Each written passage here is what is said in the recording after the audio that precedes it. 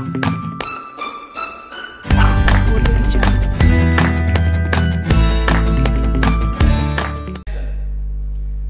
warahmatullahi wabarakatuh.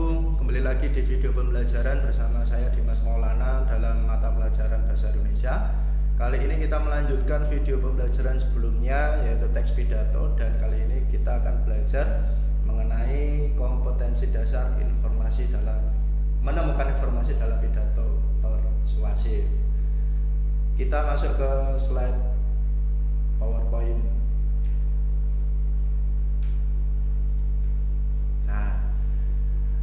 Informasi dalam pidato persuasif ada dua nanti yang kalian temukan. Yang pertama adalah tujuan pidato persuasif, yang kedua menemukan informasi dalam pidato persuasif.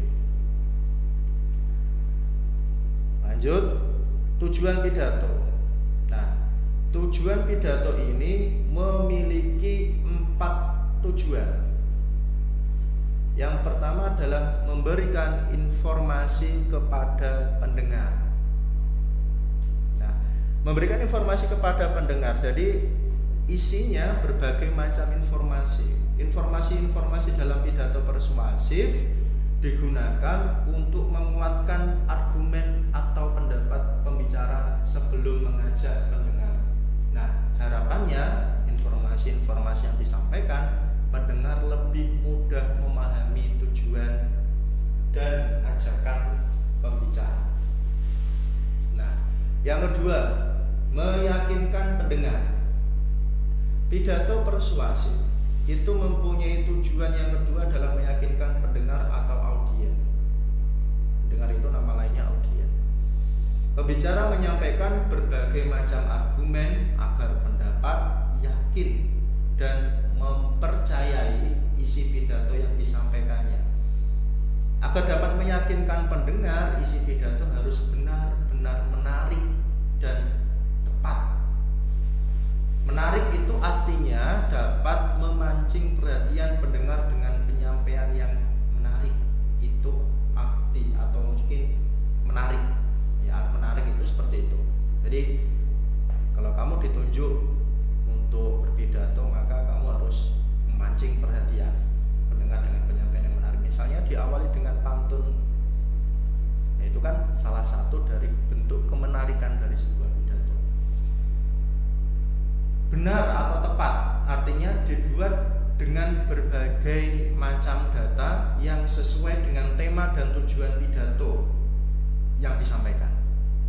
Jadi ketepatan atau kebenaran dalam sebuah penyampaian pidato itu kamu memiliki sebuah data. Nah, itu. Jadi bisa tepat dan benar sesuai dengan tema dan tujuan kamu berpidato. Yang ketiga, menghibur pendengar. Pidato persuasif dapat disisipi sedikit humor atau lelucon. Nah, ini penting sekali. Supaya apa? Pendengar itu tertarik, terhibur dengan kamu yang menjadi pembicara. Namun dalam menyampaikan pidato persuasif, jangan sering-sering menyampaikan humor. Nah, kalau kamu sering-sering menyampaikan humor, pendengar merasa terhibur, ya kan, ketawa, apalagi ketawanya ngakak, ya kan, ketawa ngakak gak berhenti-berhenti, lah itu repot. Jadi penyampaianmu tidak tersampaikan secara utuh. Jadi humor yang berlebihan, yaitu termasuk humor yang berlebihan. Jadi sering-sering menyampaikan humor itu berlebihan namanya, akan mengalihkan tujuan utama. Jadi rasa untuk meyakinkan, membujuk, menggerakkan itu tidak ada nanti kalau sering-sering lelucon. Terus yang terakhir, menggerakkan pendengar. Artinya pidato persuasif ini bertujuan pendengar itu akan tergerak melakukan apa yang kamu sampaikan, apa yang disampaikan pembicara jika mereka sudah yakin.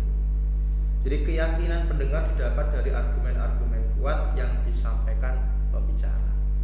Jadi pendengar itu merasa tergerak karena sikap pembicara itu meyakinkan, ya, bisa membujuk. Nah, itu akan menjadi sebuah pembicara yang baik dan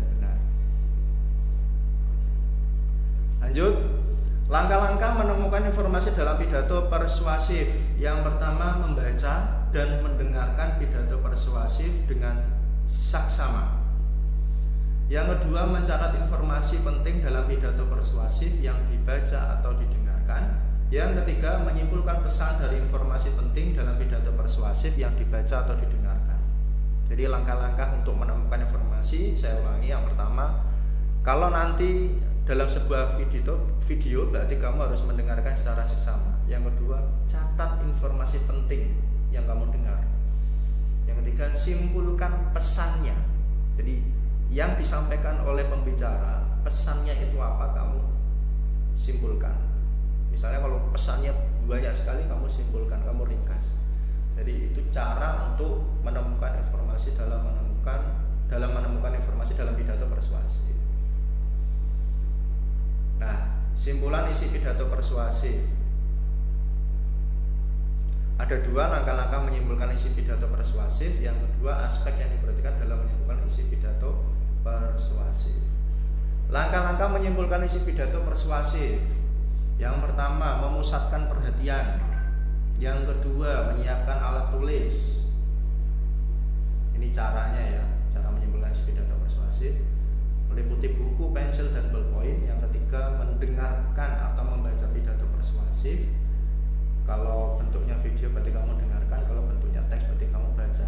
Yang keempat, mencatat pokok-pokok pidato yang berupa informasi ketika sedang melihat atau mendengarkan pidato.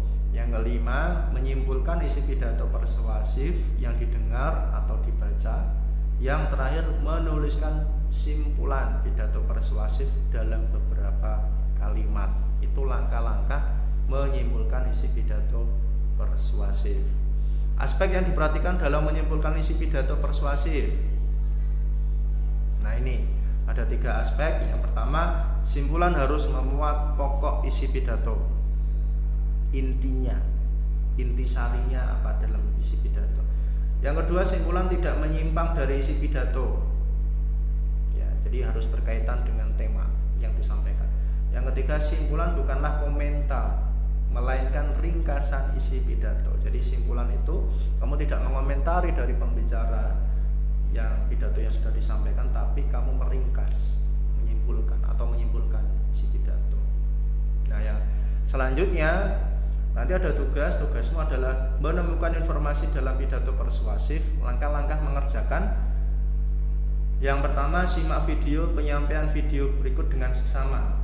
Video berikut itu nanti akan saya posting di Google Classroom. Yang kedua, catat informasi penting dalam pidato persuasif yang kamu dengar.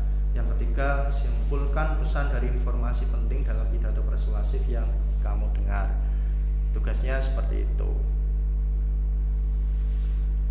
Nah, demikian video pembelajaran materi menemukan informasi dalam teks pidato. Semoga bermanfaat dan sampai jumpa kembali di video pembelajaran selanjutnya. Sekian, terima kasih. Assalamualaikum warahmatullahi wabarakatuh.